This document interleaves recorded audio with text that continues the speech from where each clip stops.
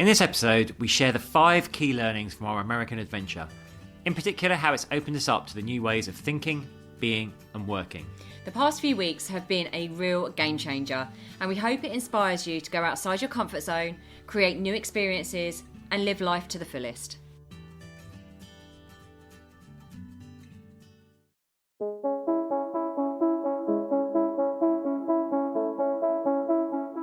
Hi, I'm James Davis. And I'm Claire Davis. We're the Midlife Mentors, here to lift the lid on how to achieve health and happiness. The balanced, no-nonsense way.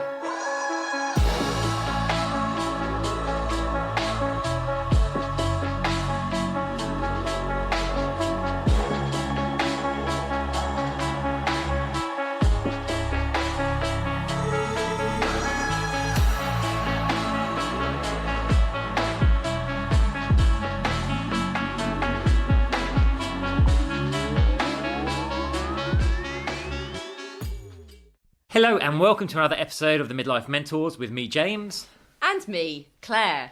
So, we haven't been around for the last 2 weeks. It's been a while, listeners.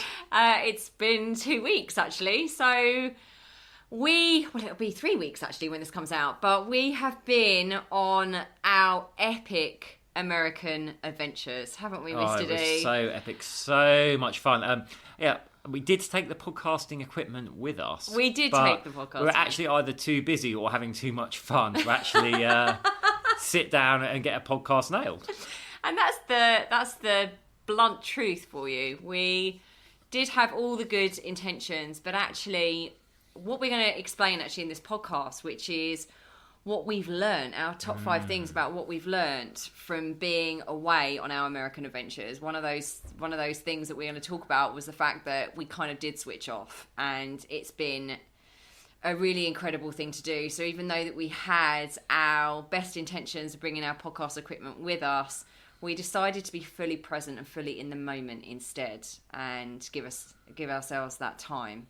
So we apologise for not being around in your world for the last few weeks, but we hope this makes up for it. What else have we got going on? Oh, well, tomorrow, we literally got home yesterday. Yeah, we landed at 6 a.m. into what felt like a very cold London after being in South Beach, Miami. Yes, we were in South Beach, Miami, and then we came home to... When it was 6:30 in the morning, I think it was 2 degrees. 2 degrees. And frost, yeah, we were quite alarmed seeing the frost on the ground. And we've been home basically 2 days. And tomorrow early, we head off to run our retreat in Ibiza, which we're so excited about. We do have a little bit of jet lag. Not as bad as I thought, actually. Kind of recovered from a really good night's sleep last night. It helped us recover. But we're off tomorrow to run our Ibiza retreat at the amazing Six Senses Resort. We've got some amazing people on that. I am so excited about meeting those people and spending really amazing quality time with them and supporting them on their midlife journey. I can't wait. It's going to be so exciting. We're good to be back in Ibiza again. Yes, we haven't been there since January. We're skipping out of London as Storm Bertie or Bettina or something hits back to Sunnier Climes, so we're very happy about that. I know, because it has been quite a shock to the system today, actually walking around. But yeah, Sunnier Climes tomorrow, and I'm sure if you follow us on socials, make sure you do. You have probably been following our American adventure. Now you get to follow our Ibiza adventure as we work with our amazing clients out there. And then actually we come home for 2 days, and then I'm off to another retreat, a women's only retreat, where I am staffing at that retreat, and I'm very, very blessed and honoured that I've been chosen to do that as well. It's a retreat that I went on in April, and it had such a profound effect on me that I have trained to be someone that staffs a retreat, so I'm very blessed. So I think I've worked out that I've been in the UK for about 6 days in October, so hopefully that makes some sense about why we have left for the last 2 weeks. So here's a quick recap. Our trip to America. We flew into Las Vegas, arriving in the evening, of course, headed straight out onto Fremont Street, had a great time, had another night in Vegas, then we picked up a hire car and we drove kind of the long way around to a place called Page, which is on Lake Powell. Of course, we stopped for a swim in Lake Powell. Spent the night there. We were meant to go somewhere called Antelope Canyon, but it rained, so it was unsafe to visit. So we just pressed on to the Grand Canyon. Very, very impressive. Which was very, very, very, very impressive. Amazing. Yeah, and the amazing was the heat went from kind of like high 30s in Vegas. By the time we got up at the Grand Canyon, it was maybe like in the low teens, I think. It was freezing. We had not packed for that No. weather. And we dropped. We carried on from there to Flagstaff, which actually is a higher elevation. So it was only, I think, 9 degrees. We got out the car there. We were not impressed, people. We were not impressed. I had all my layers on. I was like, this is not what I signed up for. But then we got to Sedona, which is just, breathtaking. If you haven't been there, you should put it on your list. Loads of hikes. We did loads of hikes there. Really magical moments. And of course, temperature there was back again in the mid-30s, I think. No, I think it was a little bit lower than that, actually. Low I think 30s. it was about 20, about 27, I think it was. And that was amazing to see the sunset and the sunrises and the red mountains. It was honestly incredible. Like, the energy there was incredible. It was. From there, we headed down to Scottsdale, which is just outside Phoenix. Of course, that was like properly in Arizona. So there we were hitting the 40s. But I loved that that very heat. Dry heat. Very dry heat. I thought I could move here. I don't like the sweaty heat, the humid heat that you experience. Well, that we experienced for years and years and years living in the summer in Ibiza. I was like, oh, I like this. I could get used. And I really liked Scottsdale. You weren't as keen, but I really, really enjoyed our time there. It had a very cosmopolitan vibe and lots to do. And then after Scottsdale, we went to our conference, didn't we? And stayed there. Our conference, yeah. Then we flew to New Orleans. Had a great time there. Why are you saying it like that? It was so much fun. It was so much. The architecture, the French influence there was just off the scale. Like, I kept getting my phone out. Every moment I was getting my phone out to take these incredible photos. And they were very, very hot, obviously, on the Halloween, so everything was decked out in Halloween. Everywhere had skeletons and ghosts and ghouls and things like that, but it was really nice to be mixing with the people there. They're friendly. I think that was the friendliest place very friendly down there. They talk about the southern hospitality. That definitely was. It was. And then we went to the swamps. Went to the swamps, we saw gators, we saw raccoons, who were so cute.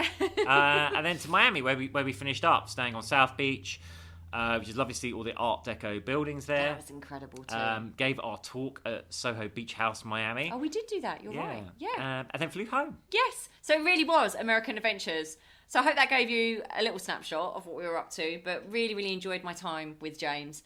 It was really good for us to get a different perspective. And we're going to dive into, we thought, what should we do this podcast on?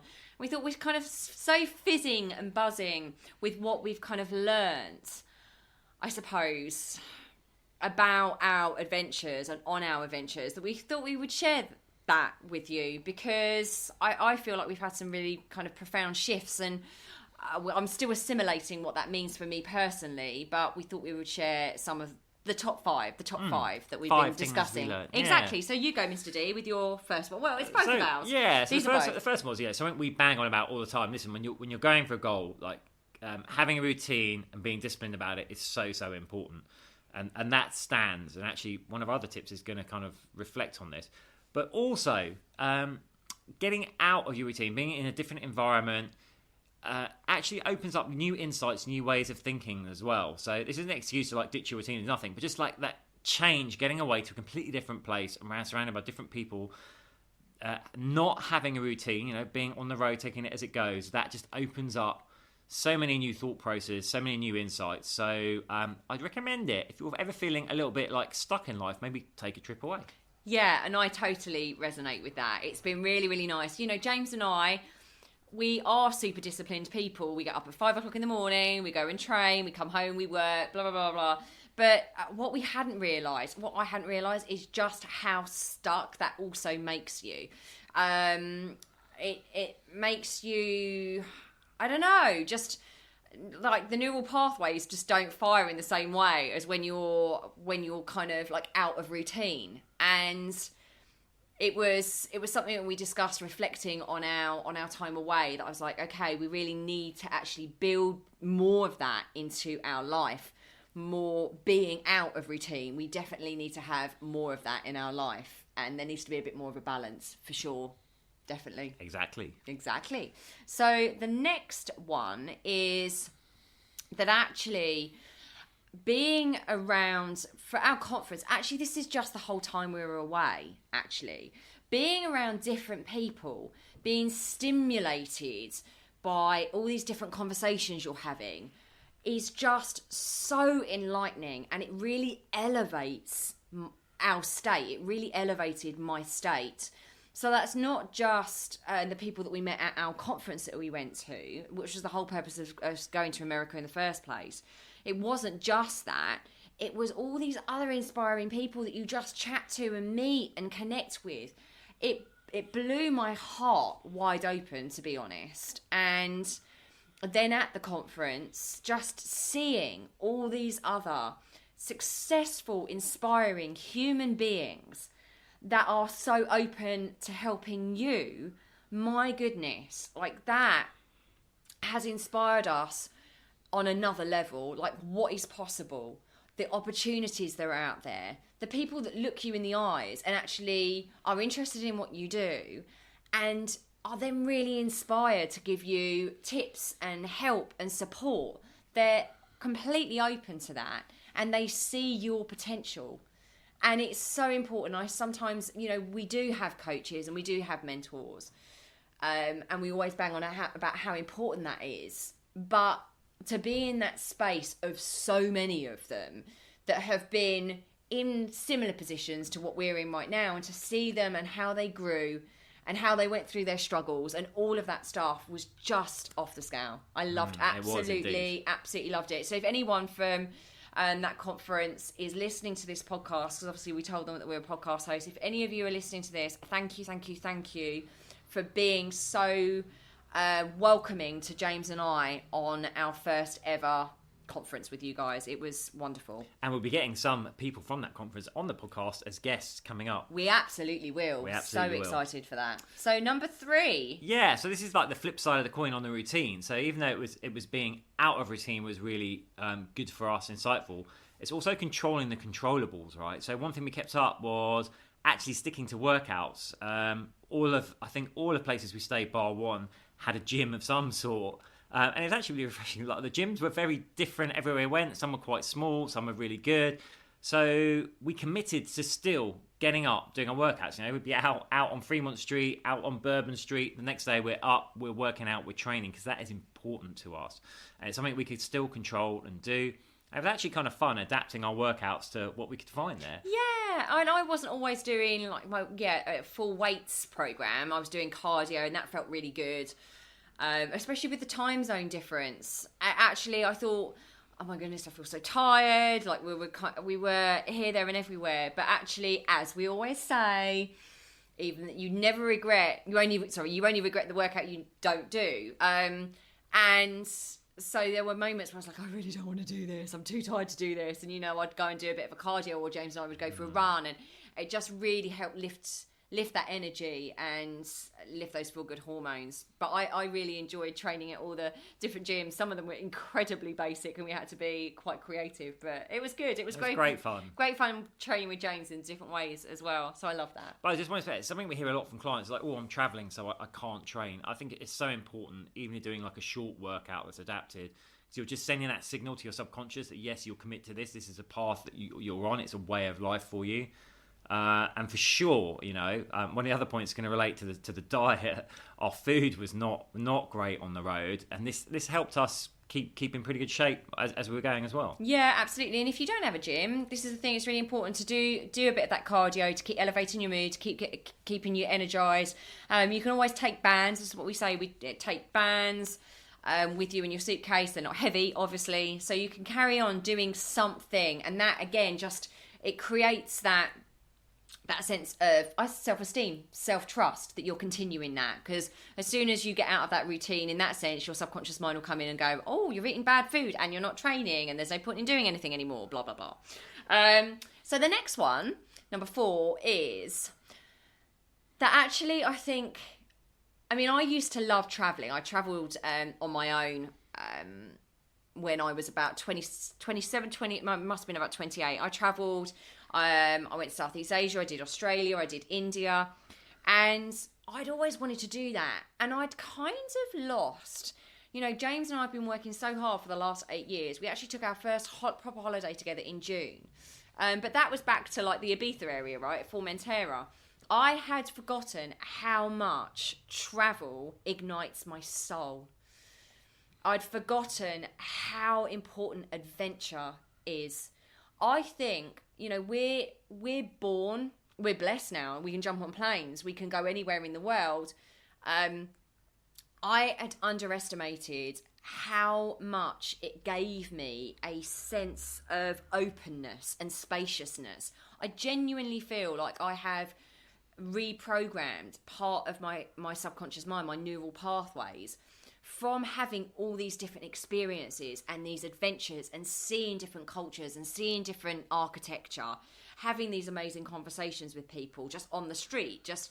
It is so life affirming and awakening, and I'm never going to allow myself to forget that again, that I am born and hardwired for adventure and seeing new things with my amazing husband. It has made me so grateful that we've had that experience. I'm getting emotional that I'd forgotten that is part of my DNA. And I encourage you to, if you can, just please make the time to go and have new experiences. Don't necessarily keep going back to the same old places. Go and try something new, because it opens you up in a way that you can't actually expect. Definitely. It's so exhilarating thinking like, what's over the next hill, what's around the next corner, what's around the next bend in the road. I love that aspect of it, the kind of the unknown and discovering things and meeting new people and new experiences, discovery, risk, all of that stuff. It was fantastic. Amazing. Wonderful. And the final one is, do you want to start the final one off? Yeah, so it's about, it's not always easy to eat in the way you would like to when you're travelling. Especially in America, where we were. Yeah, so we're very blessed. At the health conference, the food was healthy and great, so that was brilliant. But kind of outside of that, it's very hard, particularly I think through northern Arizona when we were on the road, stopping in small towns. We found it was a choice of kind of steak or ribs, and then the vegetable options were coleslaw or beans. That was vegetables, like a tiny bit of carrot in a coleslaw. But you know what? You just don't sweat it. You roll with it, and that's why we committed to working out as well. So like, okay, well, this isn't ideal, but when we could eat healthily, we did. When we couldn't, we just didn't worry about it. But it's also good to experience all new food and cuisines as well. Yeah, New Orleans was a challenge, but I think what it made both of us realise, we had one stop. Well, we had to stop in Sedona for a few nights, where we had a kitchen. We were like, oh my, like a proper kitchen actually.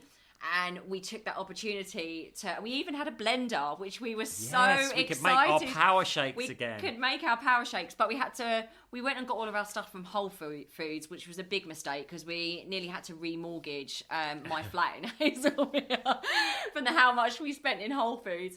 But we just felt very blessed to be able to go and get fresh food. So it was a real eye-opener about how lucky we are that we, where we are, we can have fresh food, we can choose what to eat for our gut health, for our energy. And it was interesting actually how that food can make you feel very sluggish after a while, and actually not sleep as well as I normally would when we're making that kind of fresh food.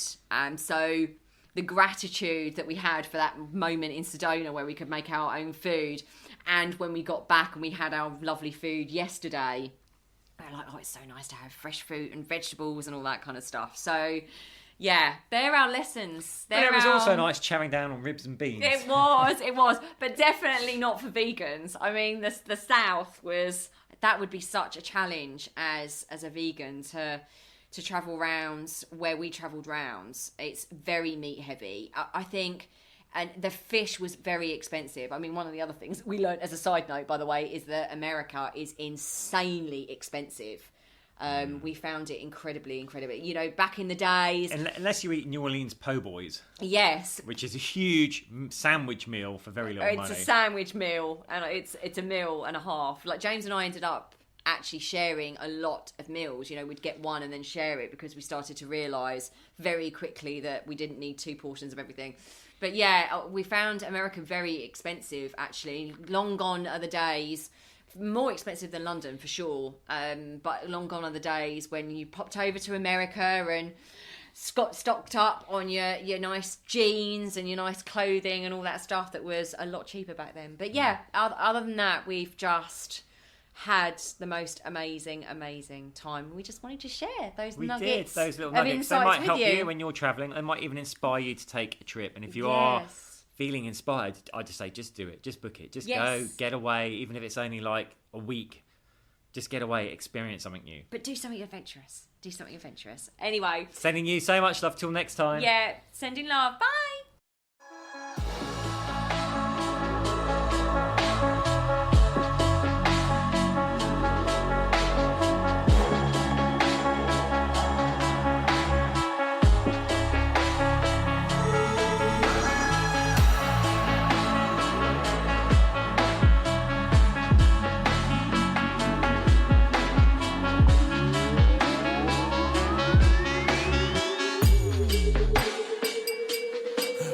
Yeah. You've been listening to the Midlife Mentors with Claire and James Davis.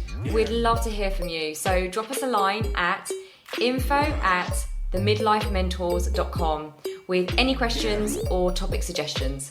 And make sure you join us on our Facebook page and YouTube channel. You can find us under the Midlife Mentors. Yeah. What? Yeah. Yeah. Yeah.